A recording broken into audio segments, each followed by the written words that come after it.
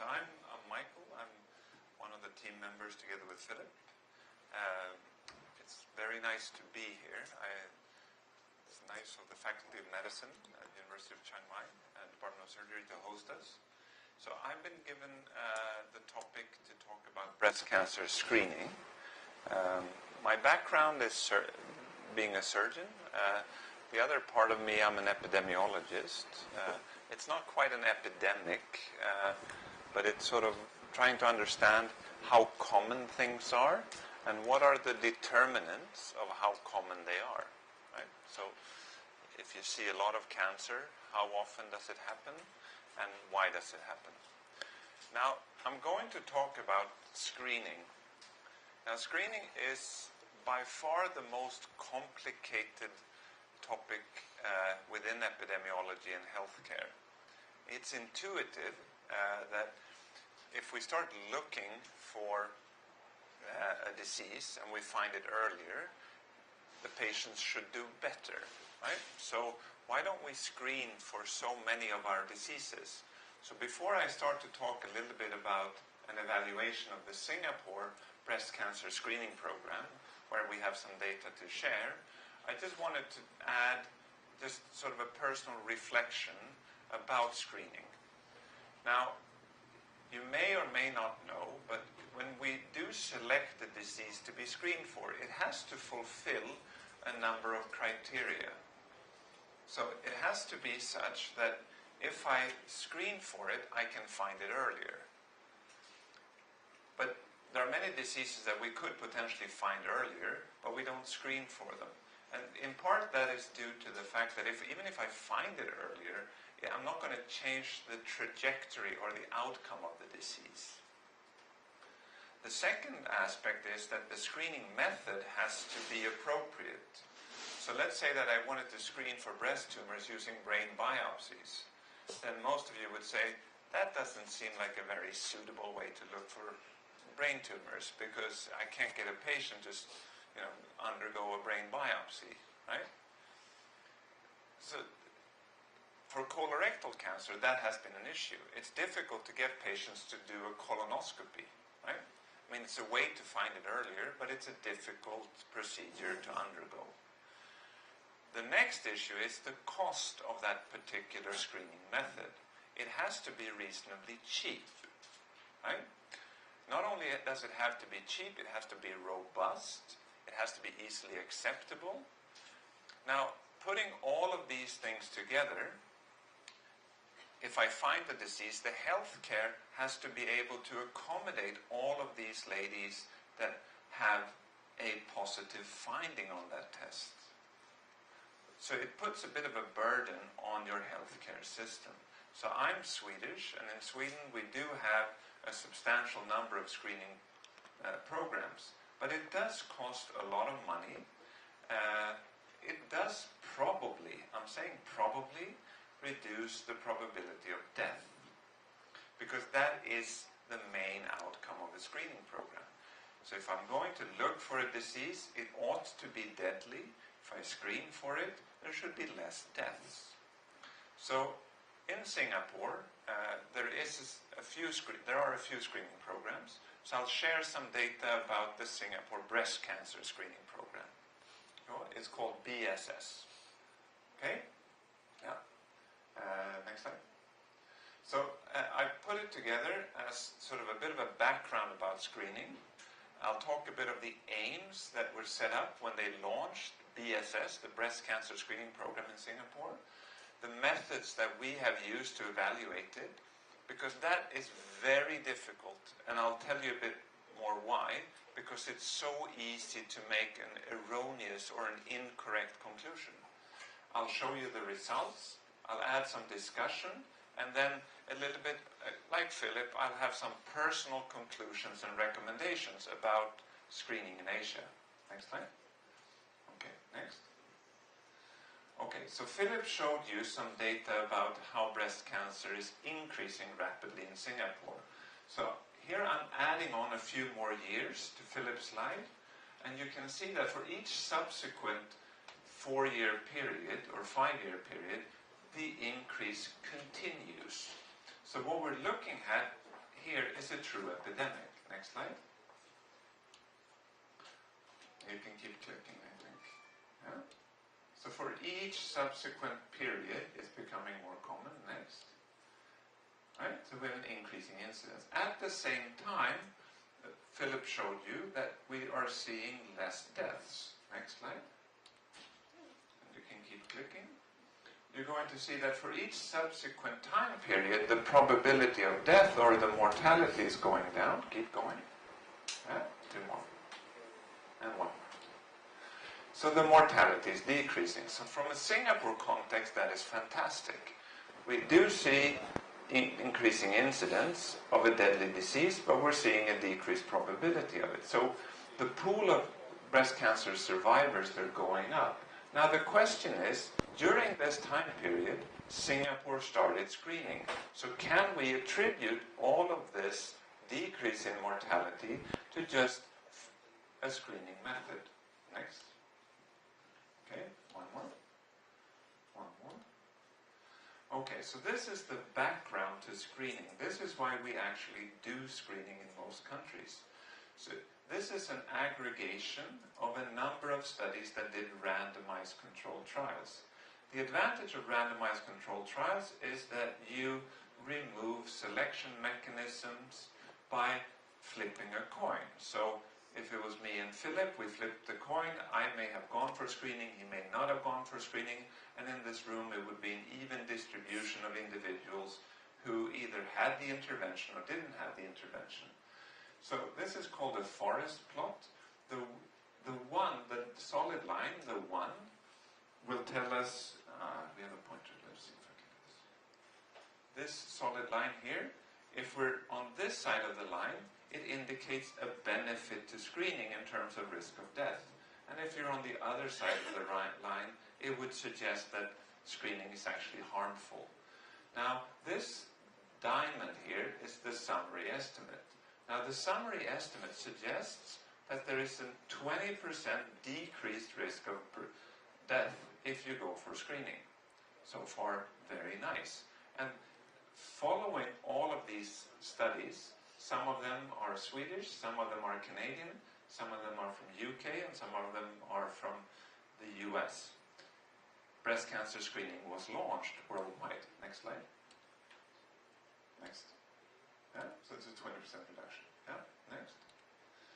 But there are some substantial issues when you want to evaluate screening.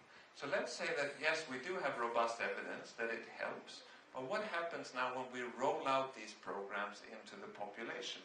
Because you will never see the same effect of a program on a population level, because many other things happen.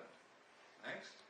So this is a result of an evaluation from England and Wales, where from 1950 up to about 2000, they were seeing a continuous increase in the risk of death of breast cancer, and all of a sudden there was a sharp, drastic drop. Next. Now, what happened in England at this point in time is that in 1988, breast cancer screening was launched, and at the same time, in the late 80s, came more effective adjuvant treatments. Now, their conclusion is the following, is that this drop cannot completely be explained by screening.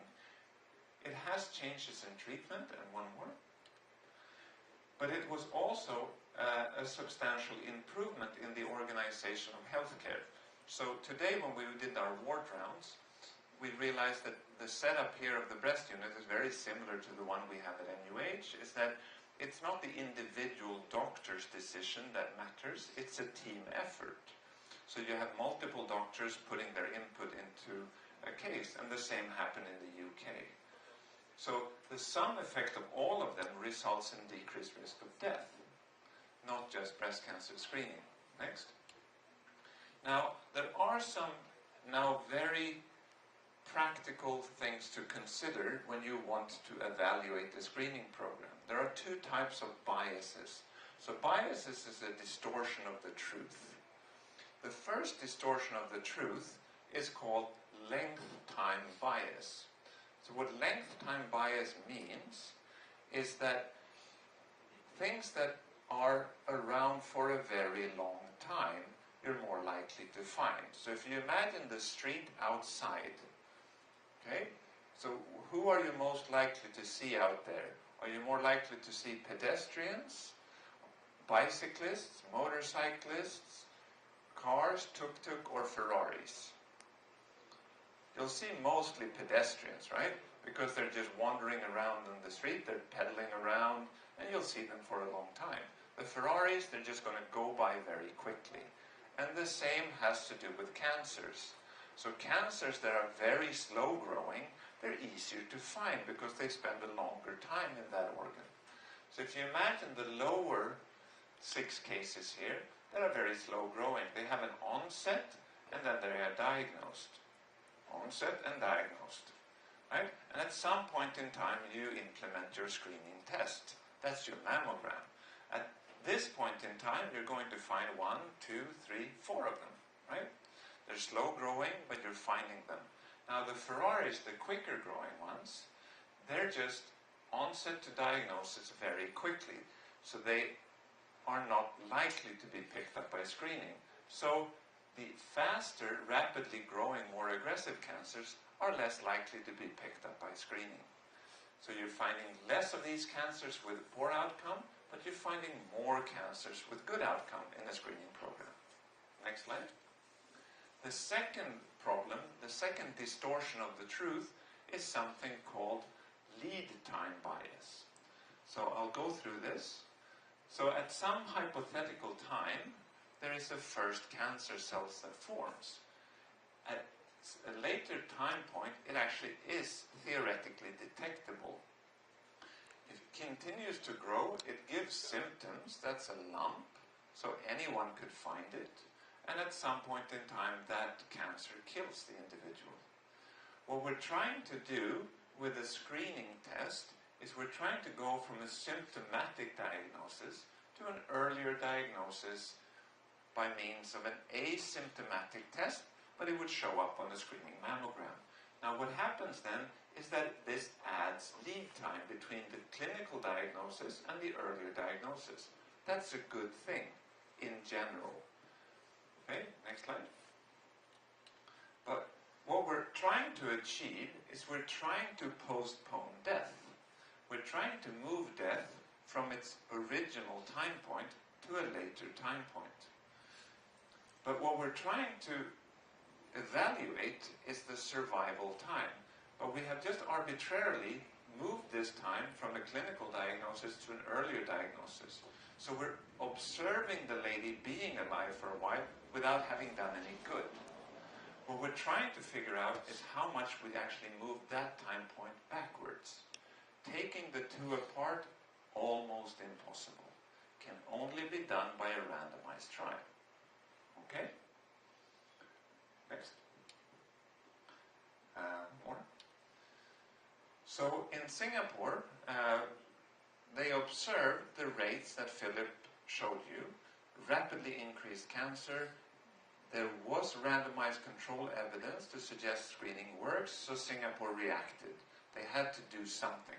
So they launched a randomized trial looking at intermediate measures on a population base to see if it was technically feasible to do screening in Singapore. And they reported that in cancer, it was 97,000 controls and 67,000 who went for a physical exam and a 2-view mammogram.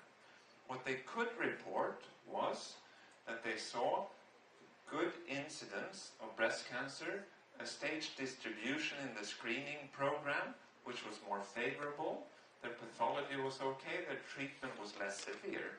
These are accepted intermediate markers that would suggest that a screening program could be successful.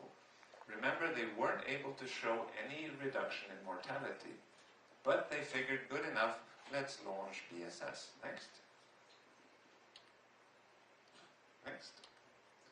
So in 2002 came BSS.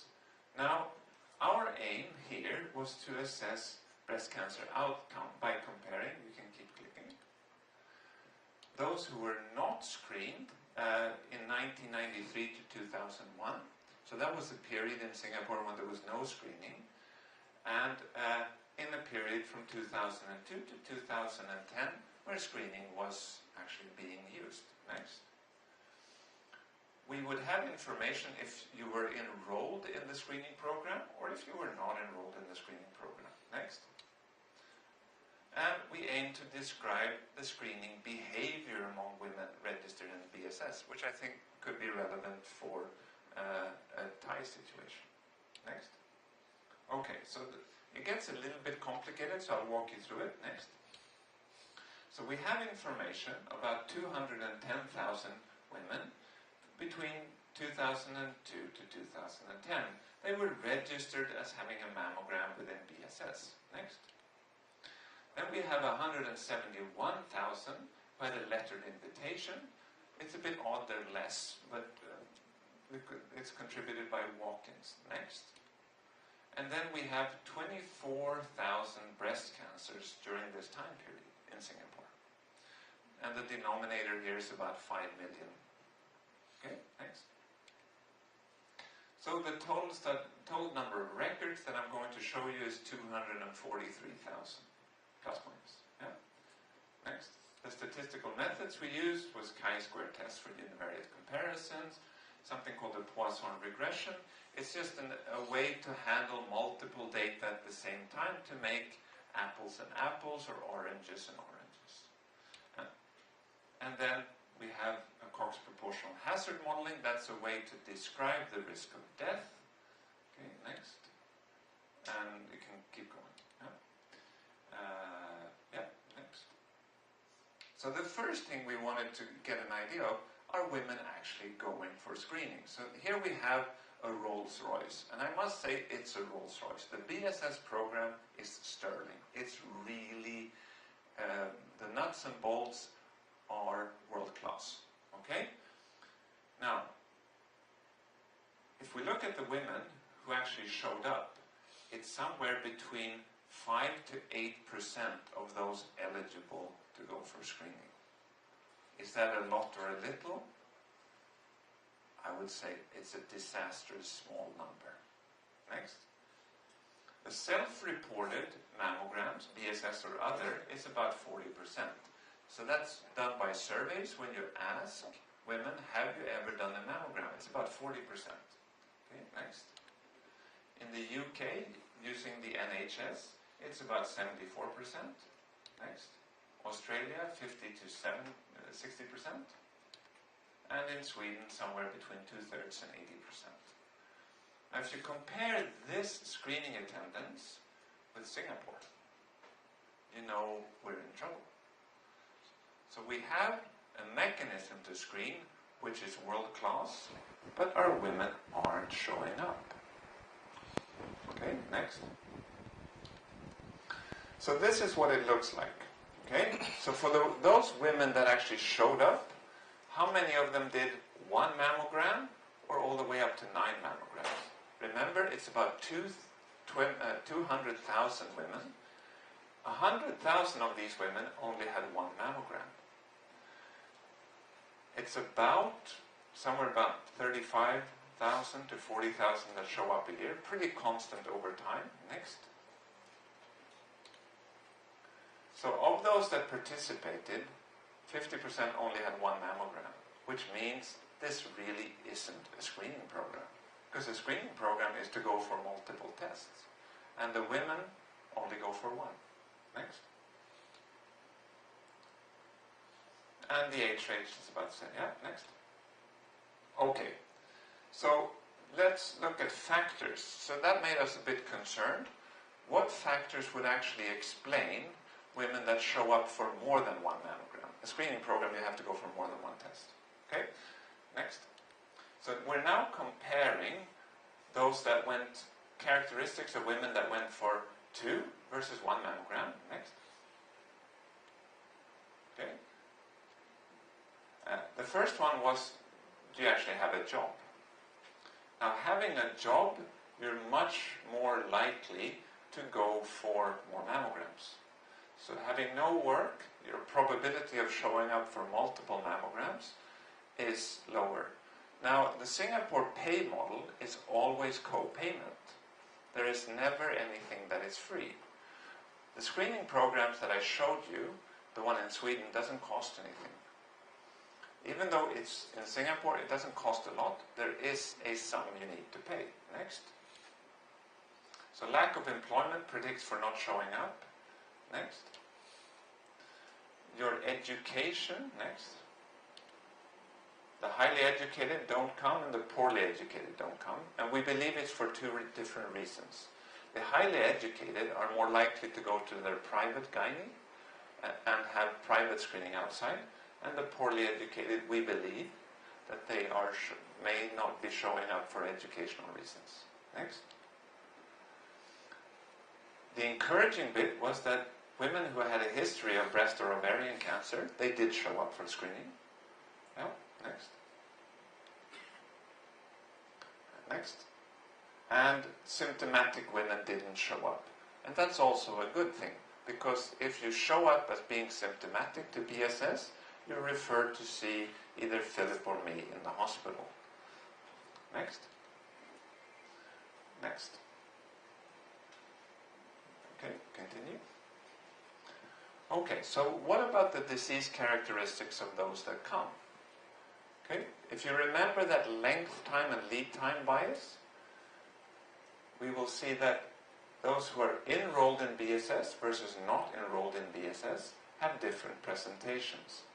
So, the in situ disease is substantially more common in the BSS enrolled. The regional disease is more common in those who are not enrolled. In terms of their grade, now grade is a reflection of growth rate. So you would expect that you would see more grade 1s in a screening program and more grade 3s in a non-screening setting, and that's what we're seeing. So we're seeing less advanced disease and less aggressive tumors. Next. Next. What about outcome? Okay, so we have few women showing up. They have a certain characteristics. Their disease seems to be less aggressive. What about their outcome? So this is comparing over time 1993 to 2001 to the more recent years. This is a survival function, so it's the proportion of women that die over 10 years' time. Next.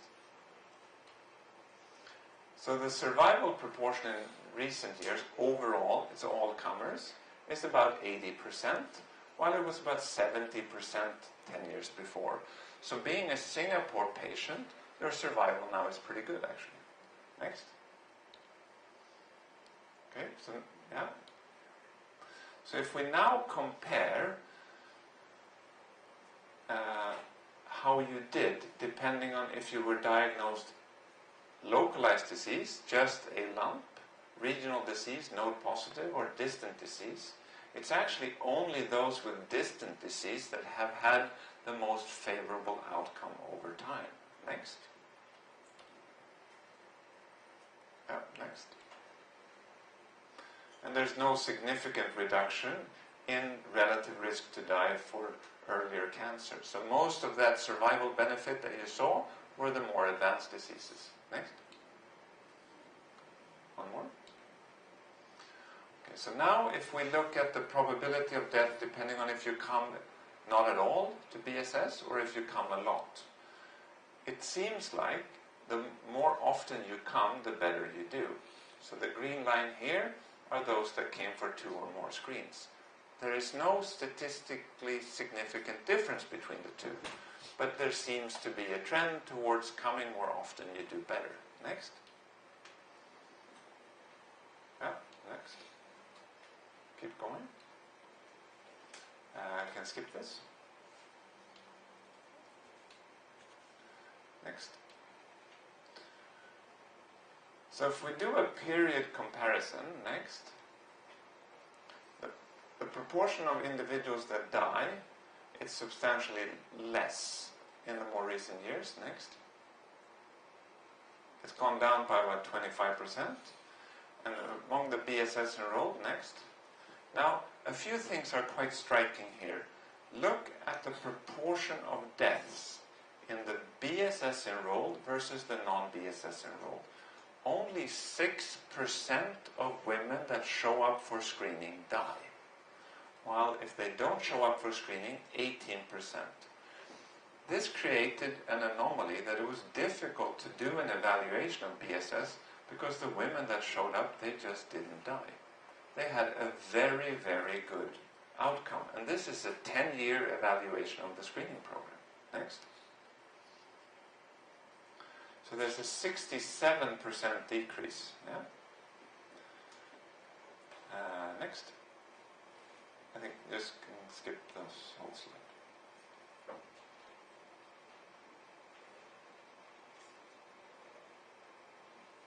Okay.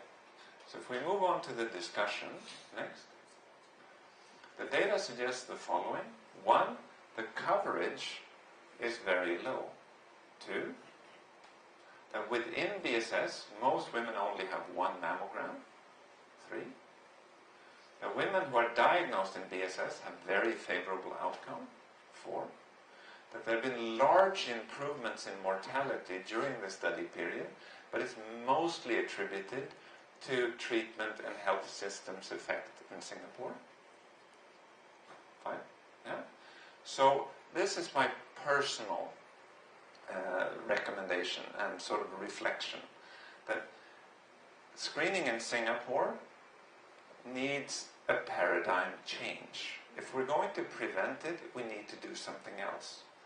We either need to do some form of programmatic review of BSS, perhaps make it free, right? Or we need to get more selective in who we pick so that we actually try to understand who is going to develop cancer and who isn't going to develop cancer. So if the risk is 1 in 17, do we need to screen all 17 women for that 1 woman? Or can we somehow get a little bit better at it? Or should we just discontinue screening entirely and focus on survivorship?